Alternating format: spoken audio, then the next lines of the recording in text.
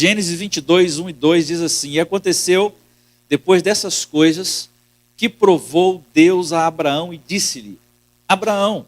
E ele disse: Eis-me aqui. E disse: Toma agora o teu filho, o teu único filho, Isaque, a quem amas, e vai-te à terra de Moriá, e oferece ali um holocausto sobre uma das montanhas que eu te darei. Oferece ali um holocausto sobre uma das montanhas que eu te darei. Irmãos, a gente vai perceber, talvez você já até já está lembrando desse fato, desse episódio, dessa cena. Mas a gente vai entrar numa cena aqui que muitos pais, você que é pai, você que é mãe, não gostaria de ter passado por essa prova, por esse momento. É um dos cenários de impactos, é um cenário impactante não só do Antigo Testamento, mas de toda a história. Daqui a pouco talvez você não está se lembrando desse fato, mas eu vou explicar. O texto sagrado, ele começa com uma frase que ecoa, assim como um trovão aqui na nossa vida. Gênesis 22, 1 fala assim: Depois dessas coisas, pôs Deus a Abraão à prova, ou seja, o próprio Deus colocou Abraão à prova. O próprio Deus fala com Abraão. Abraão, de acordo com a Bíblia, ele é conhecido como pai da fé. Quando você lê o livro de Hebreus, capítulo 11, a partir do versículo 1, você vai encontrar o nome, dentro dos demais pessoas de fé, o nome Abraão. É reconhecido por 3 religiões distintas. As maiores religiões do mundo conhecem Abraão como pai da fé. É o cristianismo, o catolicismo e também o islamismo. Conhece e defende esse homem, chamado de homem de fé. É o homem de fé. Irmãos, essas coisas aqui não eram dias comuns. Aqui Abraão, ele tinha alguém que ele amava. Aqui o sacrifício, ele nesse contexto aqui, que eu não vou ler todo, mas ele tinha alguém que ele amava e amava muito. Um único filho que ele tinha. Claro que ele teve um filho antes, mas estou falando o filho da promessa, o filho que ele amava, chamava Isaque. O filho da promessa, o milagre estava onde? Em seus braços. Parece que esse filho já era adolescente, ele já sabia argumentar, já sabia conversar, já sabia até ajudar o seu pai, porque ele estava levando ali algumas lenhas para fazer os sacrifícios. Ele estava ajudando o seu pai, então ele deveria ter uns 12, 13 anos, a Bíblia não fala a idade dele, mas ele não era uma criancinha.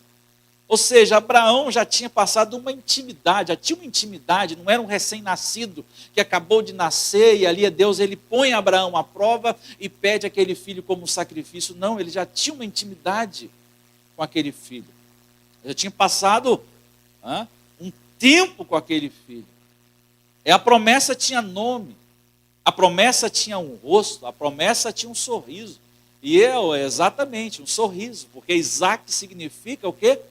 Sorriso, alegria, sorriso.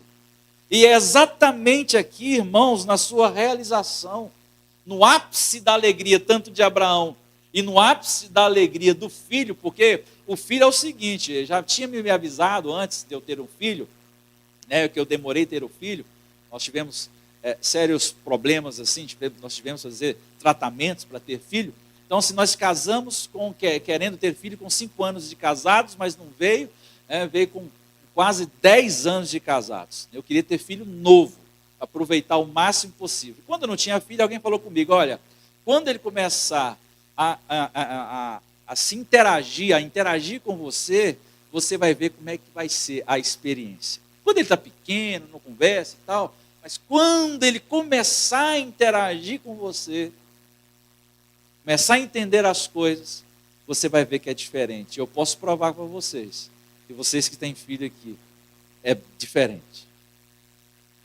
Quando começa a interagir, e falar assim: papai, eu te amo. Papai, eu gosto do Senhor. Mamãe, eu te amo. Então isso aí era o que Abraão estava passando nesse momento, em Gênesis capítulo 22. E a gente precisa entender aqui algo fundamental: Deus não põe em prova quem Ele quer destruir. Ele nunca põe em prova ou à prova alguém que Ele quer destruir. Ele sempre põe alguém à prova para quem Ele ama e quer promover. Talvez você que hoje está falando assim: meu Deus, eu estou passando por uma prova tão grande, Deus não me ama. Pelo contrário, Deus, Ele te ama muito. Porque Ele nunca coloca alguém na prova quem Ele não ama, mas se Ele te ama, Ele vai te colocar na prova. Ele amava Abraão, Ele ama você, Ele ama os seus filhos. Isso não é apenas, irmãos, uma crônica de um homem subindo um monte ali na Palestina, mas é a revelação do coração de Deus. Aí a gente vê essa história focada somente no sacrifício de Isaac. Às vezes a gente vê a pregação, o sermão focada na fidelidade de Isaac, de obedecer o seu pai, o foco no Isaac, mas o foco aqui é na fidelidade de Abraão, na provisão do pai. Será que você tem sido fiel a Deus na prova que você está passando? Será que você está sendo fiel a Deus na prova que você está passando, mas na perspectiva, na provisão que Ele tem para te dar? E Abraão, irmãos, ele não estava sendo aqui exterminado pelo Criador. Ele não estava aqui sendo aniquilado, pelo contrário, ele estava sendo conduzido ao ponto mais alto da sua maturidade espiritual, que se chama o quê? Fala assim comigo: fé. Está fraco. Fala assim comigo: fé. Sabe por que o ponto mais alto da maturidade cristã se chama fé? Porque a Bíblia fala: sem fé é impossível agradar a Deus. E a Bíblia fala que tudo que a gente fizer, nós precisamos fazer com fé. Tudo que vier fazer, a gente precisa fazer com fé e com alegria. Talvez você se identifique aqui como alguém que está subindo ao Monte Moriá. Talvez você está aqui nessa noite como se fosse Abraão, subindo o Monte Moriá. Talvez hoje você se sinta que a dor que você carrega é um dialeto que ninguém mais fala. Talvez a dor que você carrega, a luta que você enfrenta, parece ser um roteiro que parece que não vai chegar e não vai ter fim. Talvez você chegou aqui carregado. Talvez você chegou aqui... Irmão, quem carregou mala nas costas? Irmãos, eu carreguei mala não, bolsa, né? Mala ou bolsa? Mochila. Na época eu estudava, eu fico com dó do Pedro. Rapaz, quando tem o dia da matéria, que é um monte de caderno, um monte de livro, pesado. Hoje tem van, sim ou não? Hoje não tem van? Tem ônibus escolar? Mas na minha época, tinha só canela. Né, mamãe? Naquela minha época, e na sua talvez, tinha que andar a pé. Subir aquele morro ali do... Márcio Andrade de Guerra não, Márcio Andrade de Guerra é top. Do Presidente Vargas. Quem estudou no Presidente Vargas? Será que é só eu? Nossa, da igreja toda? Aleluia! Subiu o Presidente Vargas, para descer que era beleza, mas para subir, 4 anos carregando peso. Agora você imagina. Irmãos, talvez tem gente que chegou aqui hoje carregando peso. Esse peso mesmo. Irmãos, eu tenho orado por pessoas. Aí depois da oração, a pessoa fala assim: meu Deus, parece que eu estou flutuando.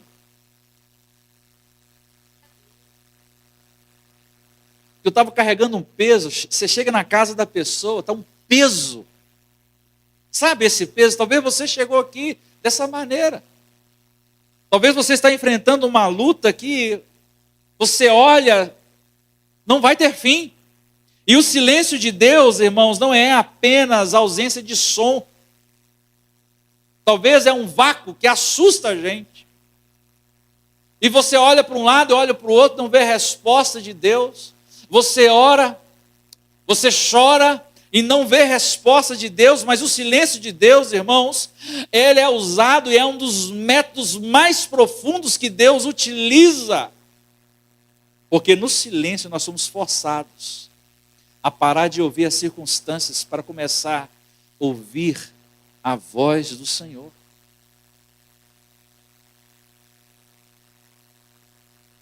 A voz do Senhor. E o que sobra quando você, sabe, tanto ama, é colocado em xeque. Talvez você é apegado com alguma coisa que está tomando o lugar de Deus. Abraão, provavelmente, Deus observou Abraão, né, como nos observa,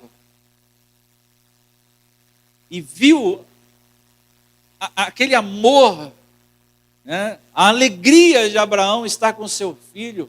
E não tinha outra prova que Deus poderia colocar em Abraão, porque Abraão já era um homem de fé.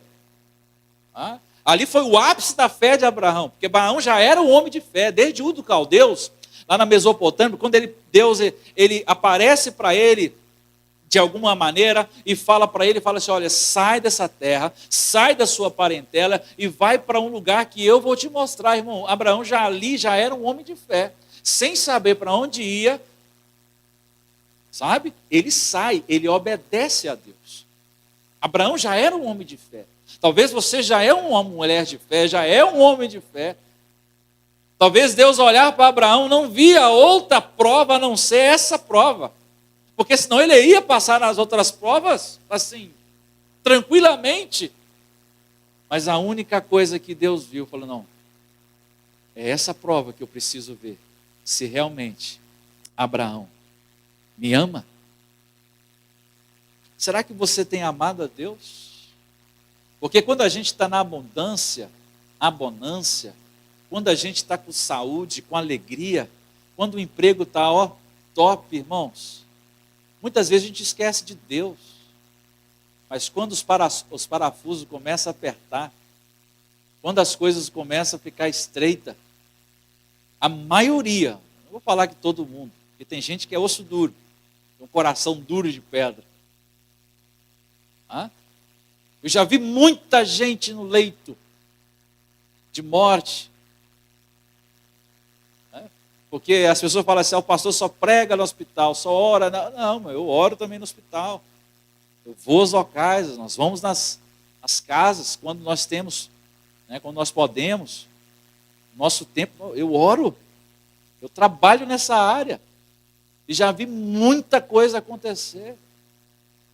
Irmãos, e quando chega nessas horas, nesses momentos, as pessoas, eles querem oração, eles querem um milagre. E quando Deus coloca a gente em xeque, é colocada a nossa vida, irmãos, olha só, antes de Deus confiar uma colheita extraordinária na sua vida, na vida de alguém, Ele examina a qualidade da terra, Ele prova o coração, não porque Ele desconhece, não porque Ele conhece o nosso coração, mas Ele quer ver se nós mesmos saibamos que somos capazes, quando nós estamos ali firmados nele, Ele quer saber se você está firmado nele. Ele sabe, mas Ele deseja você mesmo, deseja que você mesmo saiba. Eu tenho falado aqui no treinamento para liderança, para os irmãos que estão participando. A gente ora por cura. Você quer ser curado? Eu quero ser usado por dons. Eu quero ter os dons espirituais. E a gente pede ao Senhor. A gente pede. Mas Deus, Ele vai provar. Vai provar se você mesmo está preparado para receber essa unção. Porque, irmão, Deus não desperdiça a unção. Deus não quer desperdiçar a unção que Ele tem para cada um de nós. Pastor, eu quero dar um dom de cura, mas você ora para ninguém? Está desperdiçando o dom. Ele não vai desperdiçar os dons, a unção. Por isso, quando você pede, você precisa fazer. Mas precisa entender que a prova vem. Se você se sente no fogo hoje, entenda, o fogo do ourives não serve para queimar o ouro, mas para remover as impurezas que impedem do ouro brilhar. Talvez você e eu, nós não conhecemos como que é o ouro na natureza. Talvez a gente até joga fora. Né? Talvez ali está sujo, está misturado com barro, com terra. A gente joga fora. Mas quem conhece, isso aqui é um ouro. Pega o ouro, lava e começa a purificar. Aí, nessa prova, nesse fogo, sabe o que acontece? É o diagnóstico. É o diagnóstico. É o processo da cura, é o processo, é o altar da libertação. Através da prova, Deus vai nos libertando de muitas coisas, Deus vai nos purificando. Por isso que eu peço para o Senhor, Senhor, purifica a minha vida. E quando a gente pede, Senhor, passa o teu sangue na minha vida, purifica a minha vida, prepare, porque Ele vai purificar, Ele vai tirar coisas ruins, Ele vai deixar algumas coisas acontecerem para que a gente possa ser provado. Amém? Quem está comigo aqui, diga amém. Amém.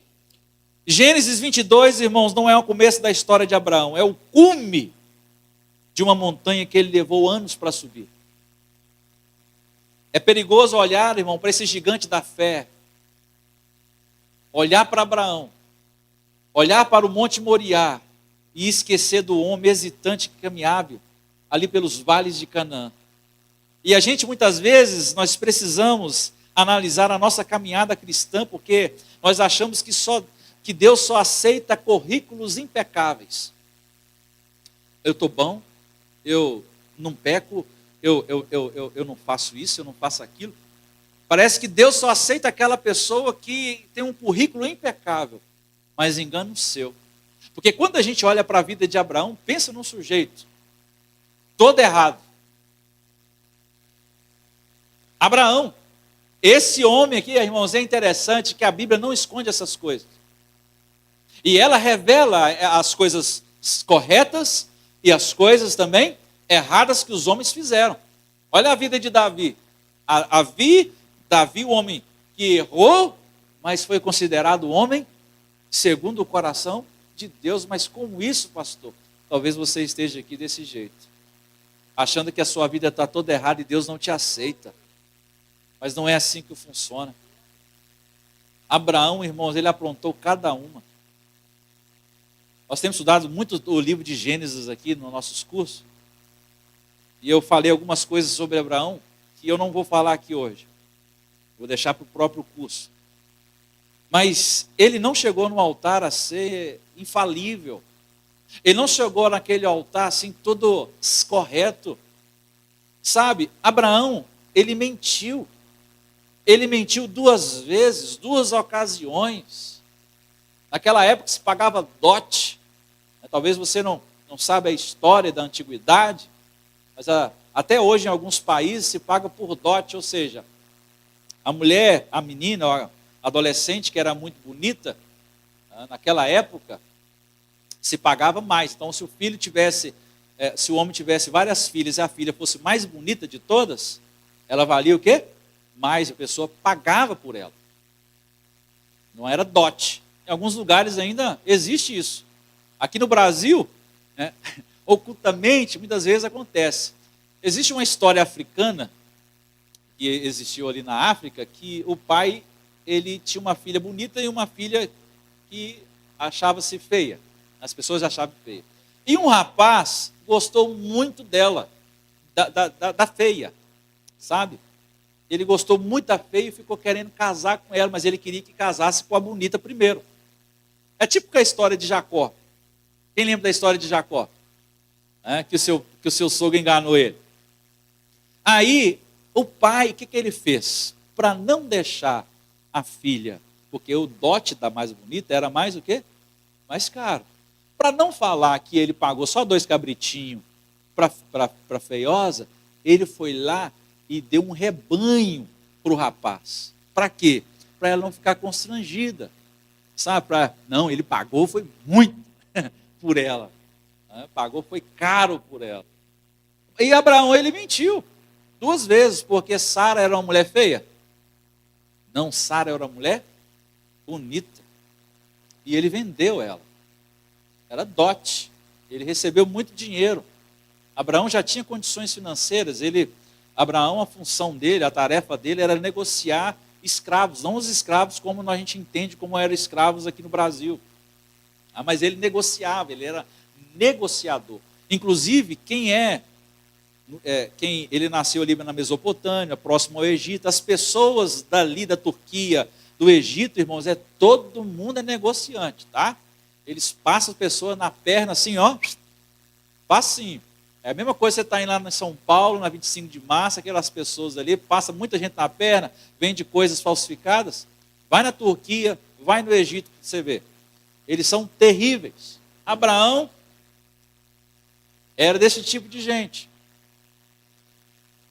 Então, outra coisa que ele fez, ele tentou dar uma mãozinha a Deus. Ele tinha uma promessa, Deus tinha dado uma promessa para ele, você vai ter um filho. Olha para as estrelas do céu. Olha para a areia do mar. Você vai ter muitos filhos. Você vai ser reconhecido em todas as nações. Mas aí ele quis ajudar Deus. Criou um problema, um conflito com Ismael.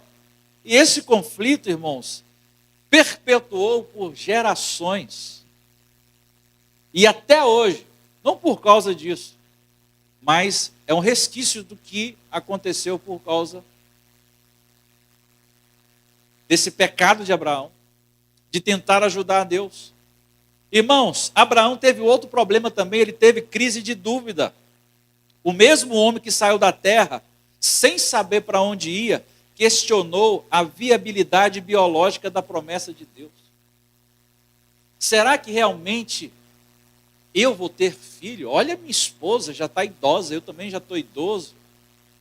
Irmãos, e eu quero falar para você que nessa noite que Deus não trabalha com pessoas perfeitas, Ele trabalha com pessoas disponíveis. Está fraco. Deus trabalha com pessoas disponíveis. Se Deus buscasse perfeição, irmãos, o céu estaria vazio. E a terra estaria sem esperança. Gênesis 17, 1 fala que anda na minha presença e ser perfeito. Deus fala para Abraão, olha, anda na minha presença e ser perfeito. Mas ele não está exigindo aqui a ausência de erros, ele está falando assim, a integridade do coração dele, da direção, anda na minha presença. No original, irmão, perfeição tem mais a ver com inteiro ou ser sincero do que ser impecável. Não existe ninguém impecável. Irmão, se você entrou aqui hoje e falando assim, não, eu sou impecável, eu vou adorar a Deus porque eu sou uma pessoa, impecável. Deixa eu te dizer uma coisa, você está no lugar errado, não volte aqui mais não. Agora, se você entrou aqui dizendo, Senhor, eu sou uma pessoa que necessito do Senhor. Eu sou uma pessoa que sou dependente do Senhor. Sem o Senhor, eu não sei andar em paz. Aí você entrou no lugar certo. Porque essa é a igreja certa para você. A igreja certa, irmãos, é onde tem o lugar, é o lugar de pessoas imperfeitas. A igreja Projeto Juba é o lugar da igreja de gente imperfeitas. Perfeição não é nunca cair, mas não é se acostumar a ficar deitado no chão. Perfeição não é persistência, perfeição na verdade é persistência, é decisão de continuar caminhando com Deus, mesmo em meio às dificuldades, mesmo em meio às quedas. Irmãos, o tropeço não é motivo de fazer você desistir.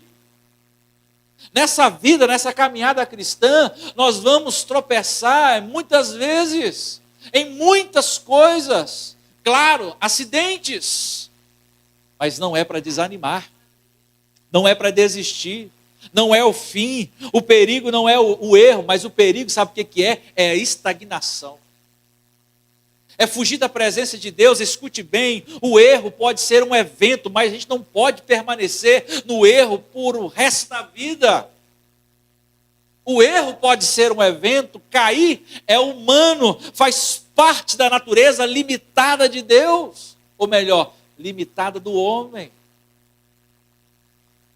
essa natureza que habita em nós. O apóstolo Paulo, ele fala muito bem sobre isso. Olha, quem vai me livrar desse corpo? As coisas que eu quero fazer, se não faço, as coisas que eu não quero fazer, ou eu acabo fazendo. Claro, quanto mais cheio do Espírito Santo a gente for, mais espirituais nós seremos.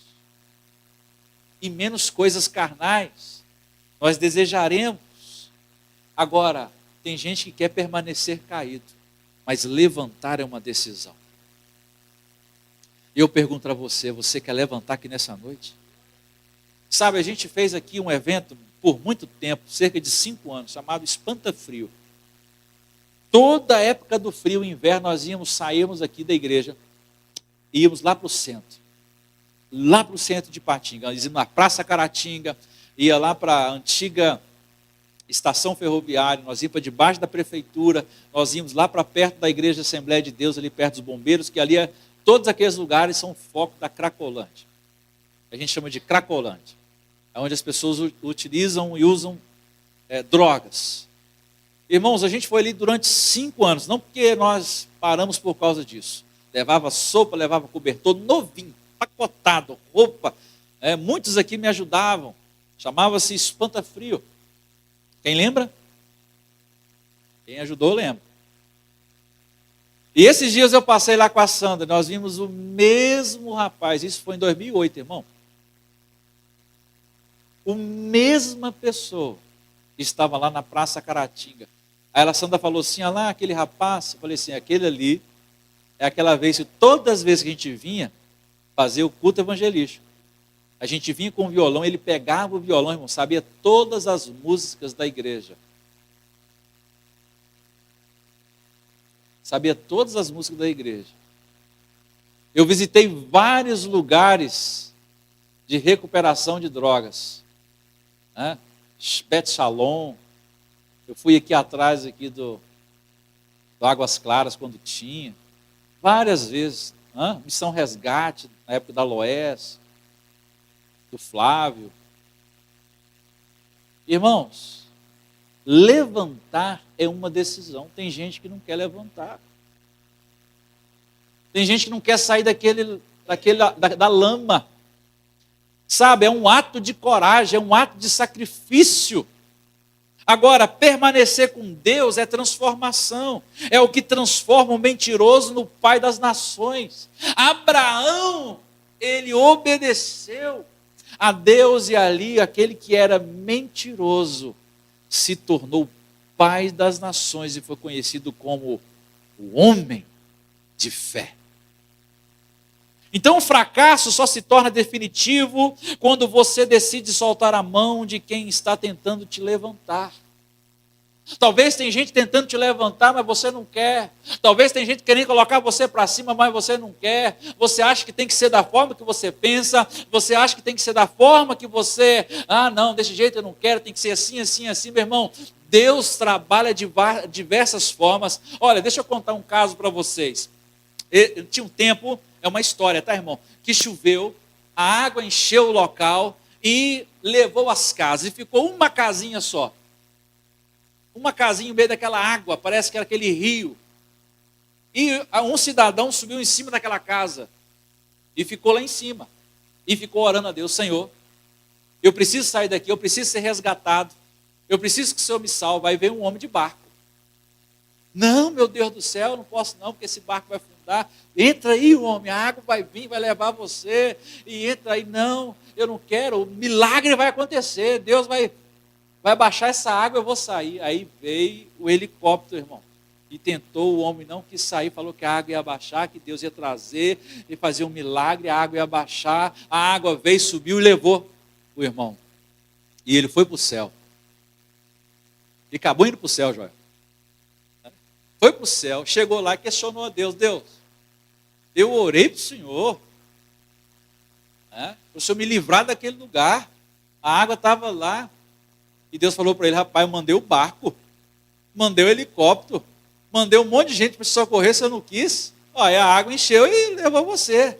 Irmãos, é isso mesmo que acontece. O fracasso se torna definitivo quando você decide soltar a mão de quem está tentando te te levantar. Talvez você hoje está ouvindo isso com o peso da culpa dos ombros. Você que está me assistindo, talvez essa palavra é para você. Você está com essa culpa nos ombros, talvez o seu Ismael, as suas mentiras do passado ainda grita no seu ouvido que você não é digno nem de estar aqui. O diabo é tão sujo que ele fica falando no seu ouvido, olha, você não é digno de pisar naquela igreja. Eu estou tão imundo, eu fazer o que lá? Eu não sou digno. Irmão, ninguém é digno de abrir o selo, somente um. Ninguém é digno de estar diante da presença de Deus, somente um é digno. Mas eu me tornei digno por causa dele, e o nome dele é Jesus. Fala comigo, Jesus. Eu não sou digno, mas por causa de Jesus, eu tenho acesso a Deus. O diabo pode soprar no meu ouvido, olha, você pecou, você fez isso, você fez aquilo. Eu falo assim, ó, você está amarrado e destruído e derrotado, porque o sangue de Jesus me lavou e me comprou. Hoje eu tenho acesso a Deus. Irmãos, Deus não te chama pelo seu passado. Quando a gente entrega a nossa vida para Jesus, Ele não quer nem saber do seu passado. Ele quer saber é o seu propósito. E propósito, não se fala do passado. Propósito é coisa futura. Ele quer saber do seu propósito. Ele ainda está com as mãos sujas no barro da sua vida. E o fato de você estar sendo provado hoje é o maior sinal de que ele ainda não desistiu de você. Fala para o seu irmão que está do seu lado. Perdão, irmãos, eu não gosto de ficar falando isso, mas dá vontade de falar. Fala assim, olha, ele não desistiu de você. Aleluia. Se você está aqui hoje, se sinta alegre porque ele não desistiu de você. Aleluia. Se queima no seu coração, ele está te purificando. Quando a gente lê Gênesis 22, a nossa mente humana tende a recuar. Como um Deus de amor pode pedir um sacrifício de um filho? Irmão, muita gente já fez essa pergunta para mim. Pastor, como que um Deus que ama? Irmãos, essa é uma pergunta que ateu gosta de fazer. Eles são atentados e tentados em fazer esse tipo de pergunta. Por que que um Deus que ama pede o filho como sacrifício? Como um Deus de amor pede? Irmãos, ali não foi um palco de crueldade. Ali foi uma revelação. Deus estava sendo encenado ali. Preste atenção. Talvez você nunca ouviu falar sobre isso. Então vai trazer uma revelação para você aí. Porque a própria palavra de Deus fala que o Antigo Testamento é a sombra do Novo. Hoje pela manhã Nidalva extraiu bastante sobre isso. Então aqui o palco estava sendo montado. Ali era uma sombra do que iria acontecer.